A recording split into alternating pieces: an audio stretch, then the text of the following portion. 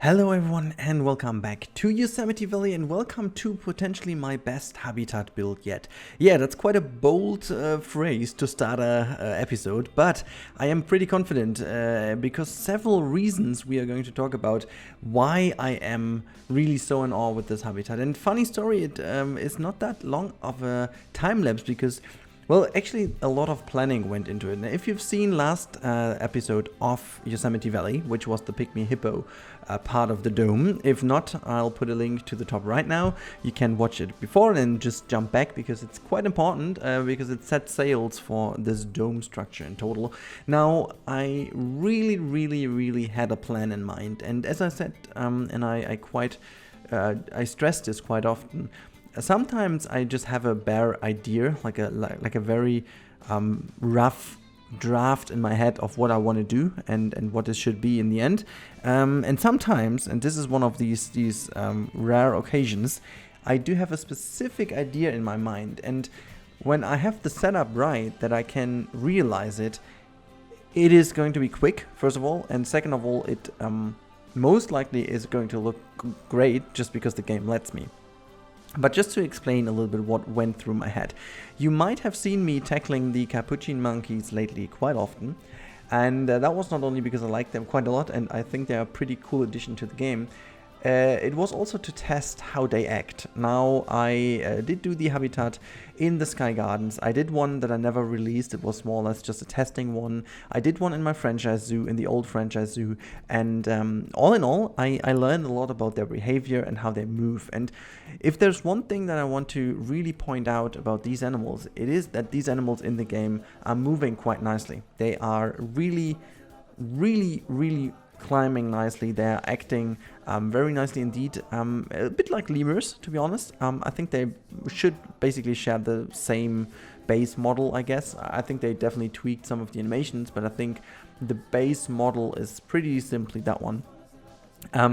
Which also leads to the fact that they are moving quite nicely and quick throughout the habitat. And that's where my process started. And I really had this in mind, that I wanted to do something that really benefits from the fact that they are moving quickly around. And as we are opting out for this dome to make it quite realistic and quite atmospheric, I think atmospheric goes over realistic in this dome, which is very tight together, but I definitely want to go for a very atmospheric dome.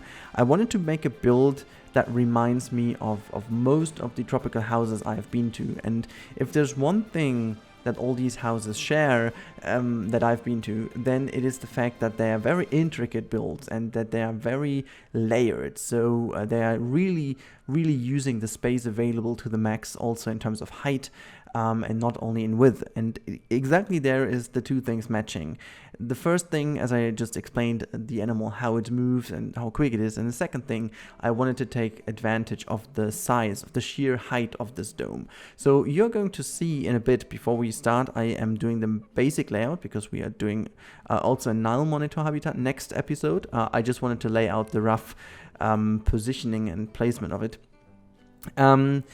And then you will see how we now move into it. It is going to be very interesting because there is a lot of work that went into it you won't be seeing in this time lapse. And this was mainly fixing all the traversable areas. However, this habitat is very vertically done. Now, it does have a very small footprint, and in terms of the game, the requirements of the animals in terms of land space, it's not even 20% met what they need.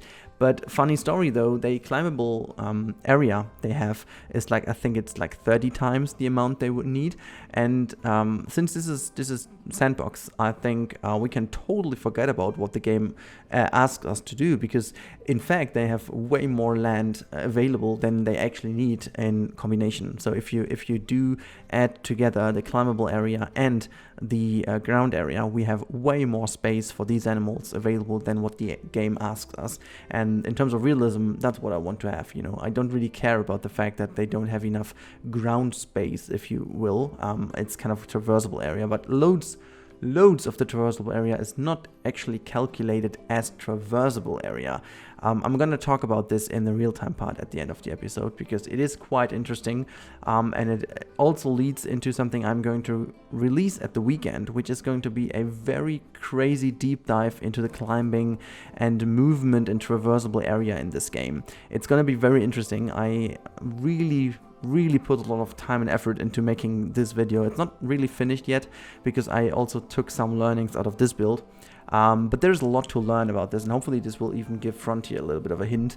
There are a few things that you need to take in mind when you build habitats that are as complicated as that one over here. And yeah, talking about this, you can see there is something developing in the background. It is going to be a bridge over here. It's going to be a little bit of a hanging little bridge. And the idea about this one, and you can guess that this was inspired by my build for the Emperor's New Groove habitat. In case you haven't seen that one, go check that out on my channel. It's a movie habitat about Emperor's New Groove, and there is this one theme in the movie with this bridge. And yeah, I rebuilt this, and I figured that exactly these pieces, these planks over here, I think these are the in-game base game versions of tropical planks or something, or Asian wooden plank. For whatever reason, they carry an awesome traversable area with them. All the other planks don't really do the job, but these things are really good. So as soon as you put them tight together, they create a wonderful traversable area, and it was especially important for our staff member. Now, you have seen at the very beginning of this episode that I put a little queue in, and this is a nice little trick I also can give you already, which will be also part of the little deep dive into traversable area. Now the bridge is, the queue is very important because I made this little backstage staircase because this is the only way how you can get the staff members up into the heights of this habitats, or of these habitats I should say. And it's really important because, well, you want to make sure that the keepers can get, can deliver food. They can make the poop go and just poof through the whole habitat and make sure that all the excrements are gone and stuff like that. So you really want to make sure that they can traverse into the habitat because, again, keepers cannot climb. So you have to take that in mind as well for the habitat. So in order to make this very layout one, it's nice that you can connect everything together. But it's not as nice when the keeper cannot do anything, and you would potentially have huge problems with the habitat. So my initial planning went really into a way of making one bold central pathway for the keepers, which is in fact the queue behind closed doors, so to say, which is a little bit hidden away behind this rock formation here. And then we have this bridge, which I think is really cool to look at. It doesn't really take away from the immersion of the habitat, but it gives the keeper a relatively safe but also easy way to traverse over to the other side. And every enrichment item, or like let's say food enrichment item and food source and water source that is not filled by the pump or by the pipe, and it has to be filled in manually, will be in these two areas. It will be around there to make sure that the keeper can go there. And everything else will be on different locations. So all the other enrichment items that we don't really need the keeper to go to is all around, because there's one little thing which is very cool about this game, and I'm really happy that they did this. For most of the areas, they can just suck in the poop of these animals, even though they cannot reach these areas. So what they will eventually do is they will just go through the habitat with their little pooping excavator thing, the vacuum cleaner thingy, whatever this is, and they will just suck this all in, no matter if it's on the other side or not, and even if it's in the water or so, they're going to do this. So that's kind of cool. And here you can see this is where the huge thing starts to develop. Now, as I said, I did cut out a lot of the fiddling with the traversable area, because that was a nightmare, I tell you. So as I said, it's going to be one of the best habitats I made, but also it is one of the habitats which was potentially the hardest to ever make a thumbnail of, because this is something, and I love, actually it's fun. I love the fact that it is this way. This is one of the habitats you basically cannot show on screenshots in the game. Not at all. It's not possible. It's not selling the story. It's not selling how this habitat looks. It's not selling how it works. And it's definitely not selling how immersive it is. You cannot show this on a screenshot. So what I ended up doing is, as well as, putting in the real-time part at the end, I also took some 360 degrees shots, which don't really work that well, but they do help, quite honestly. But also I've got some wide-angle shots that do show it, and one of those I think I used for the thumbnail as well. But again, I don't expect the thumbnail to work exceptionally well, simply because this habitat is really layered and cluttered. It's not what works on a thumbnail. Actually, thumbnails work best when it's very obvious what you are seeing there, or it's just ridiculously interesting, which both cases are not filled. But I just wanted to show how it looks, because why false advertisement? That doesn't make any sense. Now, this is the reason why I went with the screenshot I took at the end of the day. God, thumbnails is kind of an science on its own, which is weird. But you can see that I'm already placing down a whole bunch of stuff here, just to make sure that the animals do have some objects to go for into different various locations. And let me tell you, I changed this so many times because these animals have different ideas. And again, this is another lovely little thing I learned from my buildings in the last couple of weeks. And I think it's really valuable that you learn these things and you just keep on trying what exactly it does and why certain things happen and why certain other things don't. Now, also for the traversable area of the staff member, I also found out a lot of great rules of thumb, which definitely will help to evaluate how you can make a traversable area for the staff member, or how to make a habitat work, which is especially nice for the franchise mode, because honestly in Sandbox you could necessarily, you don't even need the keeper, in fact, because you just put welfare on 100% and your animals will never die, will never need to eat and stuff like that. However, and this is very important, especially with this build, I figured that you really want to make sure that you can put welfare on, because here's where the magic begins. When the animals have 100% welfare, it seems that they are not really using the most of the habitat, simply because they have nothing to fulfill. Like, yes, the game shows you that they are starving, the game shows you that they have several needs, but it seems that the game does not actually give this notification to the animal anymore, because it's full 100% happy with the world. Sure, so what it does, it just roams around randomly, and there's like no job to be done for this animal. That means it's always pretty clever, to be honest, to be able to turn off the welfare to a certain degree. I mean, you can still have no disease, no illness, no fights, no whatever, but the real thing is actually turning off the welfare, because, or like turning on the welfare system, I should say, because in that moment the animals begin to use the habitat. They are starting to hide from people because of stress. They are starting to go for enrichment items to fulfill their enrichment needs. They are starting to go for different things, and they are starting to get bored of several ones and go to the other enrichment items. And that's where you actually see the animals moving quite nicely through the habitat.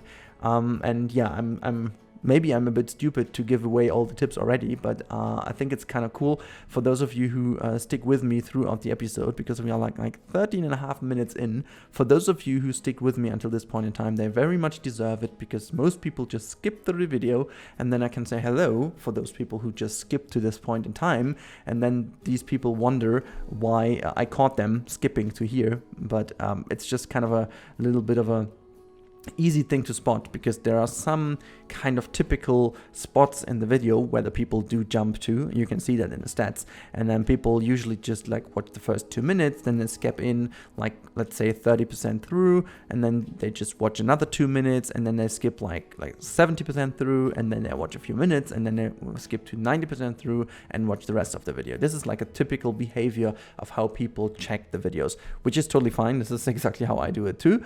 That's how YouTube works, and it would be it doesn't matter if you make like a 40 minutes or like a 4-minute video. Well, okay, 4 minutes potentially people watch more, but like, let's say like 14 or 40, it doesn't really change much.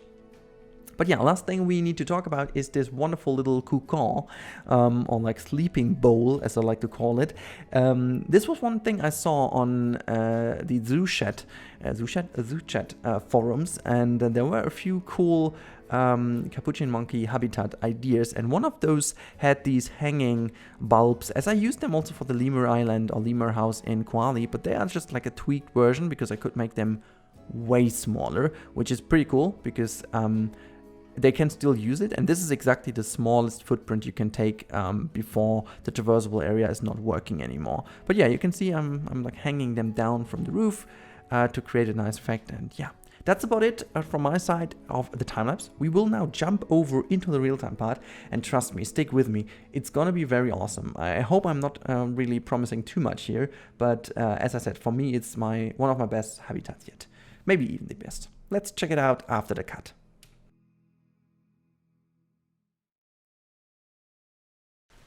Alright, so we are in the dome, and I'm very sorry if there's a little bit of a lag going on. The performance of Yosemite Valley actually is pretty okay still, but especially in this dome it's getting a bit more cramped, which is pretty obvious, but yeah. So we're coming from the pygmy hippo habitat, and now as we approach this area, you can see to the left hand side this habitat is already opening up, and you can see already how layered this habitat is. So there was one moonwalking little animal going on, but you can see the keepers moving already high up there in the back.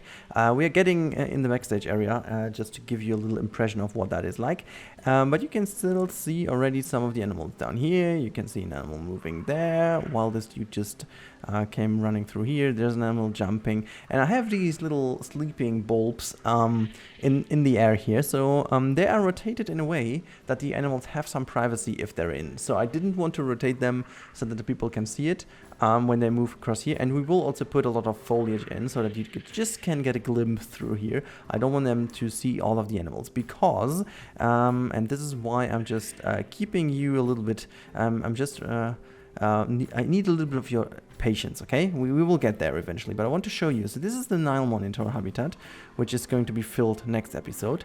And then we will have the orangutans in the back here, maybe even paired with some other animals. We have to see. And there is the jaguar viewing in the back. Now, this pathway leads then through here. You get this little tour you need to go through, and then you will come to this little spot over here. We turn to the right, and this is where the magic unfolds. You can see this is already part of the habitat, so we are already in the habitat, but this is... Wait, what was that? Okay, I was a little glitch. But this is where it all happens. And you can totally see how much they use this whole area. Look at that. They're just chasing over here, over your head. There's another one coming over here. Just running, jumping, doing all the stuff that is needed. It's really crazy. You can even see them sitting here on the left-hand side. They are just using everything, most of the time pretty accurate, as you have seen maybe with this little dude down here. And we just can follow him while he's just pooping for us. Live pooping is also one of the main reasons I'm doing this over here. Yeah, you're done. When you're done, you can just move on. That would be awesome. Okay, never mind. So if someone else coming over here to jump to each other, this one's just running over, taking that route down. It's just like you can really tell they are using this everything. There's one using the rope in the back. So I managed somehow to squeeze the animals in that they can basically use everything. And it's pretty nice to see how they really use the entire habitat. In order to show you, we will just use the backstage in a bit to show you the habitat actually from keeper's perspective. So I just don't want to zoom out, okay? I don't want to zoom out yet. We will look at this later, but I will take actually the road even around here to show you how the keeper would access. This is, by the way, not really finished. Let me just go a bit quicker here. So this is where the keeper is about to join. And you can see I need to tweak some things here. It's just located already in the right position, but I still have to do this. But you come in here and you can see this is like the little backstage area, which I still need to do a bit more with a bit more concrete and just making it really look backstage-ish. But this is exactly what you have. So the visitors cannot see anything of that. The visitors only see when you go into this area, you can see on the right hand side, there's the pathway barely peeking through, so there's not much you can see in the back here, but you can reach, as a zookeeper, you can go in, have a little bit of proving going on here, you can have a look if everything is right, you can have a look at the animals in these sleeping bulbs if needed, then you can turn around, there's a little cave in here where the animals have some privacy. You can go to the left hand side. Then actually this is something I imagine to be there, so the keeper could climb up here if needed with the rope as kind of a guidance as well. Obviously in the game that doesn't work, but yeah. So as we move back, this is the one thing that you can do. As you can see, the keeper is actually using it, which is pretty nice indeed, and potentially the keeper is actually doing what it should do, and yes it is. You can then take this staircase up here, this is all backstage, and you can use the stair just to get to the top. Whoops, I didn't mean to be that quick. And you can see this is high up in the air, and most of the guests cannot really see you over here. It's blocked away by the palm trees, but we can just go here and you can see the habitat from above, which I think is really cool. You can see all the keepers using mainly the most of the habitat. It's really cool. They're just moving around, the animals move around, they use all the stuff over here. They even play with the ball inside of this sleeping bulb, which I like a lot. They use the food and stuff, and yeah, so it's really cool. We can actually also, I think we cannot use the bridge in Tejet Cam. No, unfortunately this is not working because this is not like a solid ground or a solid bridge in terms of the pathway, because we are in the guest cam and the guests cannot do it. It's kind of a specific movement that the keeper can do only. But yeah, this is from above here, you can really see. Also there's a bit of a backstage area where the animals are also using. As you can see, there's also another sprinkler I put there to make the animals go there, and all in all this habitat really works, I have to say, surprisingly well. I'm gonna zoom out now out of Tejet Cam, and we have a look actually in the game how this habitat looks. So there you go. Let's just deactivate the HUD for a second, and there you go. This is the habitat from above, and as I said, this is really hard to show from a screenshot, because no screenshot would actually pay justice to how layered this actually is. Yeah, the animals are using it, as you can see, quite easily. And also, maybe there's one thing why they use not this road over here, is mainly because there's no connection between those two things. I might just want to do this, get a connection here and there, so that they use this road as well. I think this animal is now about to use it, because it wants to go there. Let's have a look. Yeah, it does. Look at that. It's actually pooping first, right? I'm coming back. Okay. No, it's coming. Oh, because there's food coming. All right. Okay. That was a little bit of an unfair move now. Okay, you've got fresh fruits, guys, fresh fruits. But yeah, there's the last confirmation if you still needed it. The poofing guy is just poofing from everywhere, which is pretty helpful. Also, you've seen 2 keepers at one time, which is also pretty cool. And yeah, so I think there's not much more to talk about, because this is the habitat. This is the Capuchin monkey habitat in our Yosemite Valley Tropical Dome. And I am freaking happy about how this turned out. It's, I think, really incredible how the game works, that this is all built by me, all built by hand. It's not a pre-made habitat, and they can actually use the habitat, so it's really awesome. Yes, of course, we have a lot of clipping going on, and yes, of course, some things look still very crazy, but I think for the most part, it's just incredible how well, okay, while I was saying that we had a Michael Jackson moonwalk going on, but hey. Now, I hope you guys enjoyed today's episode. I'm very sorry if it's a bit longer than expected, but I really tried my best in giving you a very interesting time-lapse commentary about my thinking, about my process, and also giving you some insights on what I did and why I did things. And I really hope that you liked the little tour showing you this habitat in its full glory in-game. And yeah, I really hope you enjoyed. Now, it's hump day, so make sure also to check out the other stuff that is on the channel. Make also sure to check out my Instagram if you haven't already, because there is also an Ask Me Anything going on. And if I'm not wrong, it still should be 1 hour on. And I have saved some of the questions already to be published. I'm gonna do this tonight, so you guys will be able to see this on my Instagram channel as well, in case you want to do it. Well, enough of the shameless self-advertisement for my other channels. Have a wonderful time, guys, and goodbye.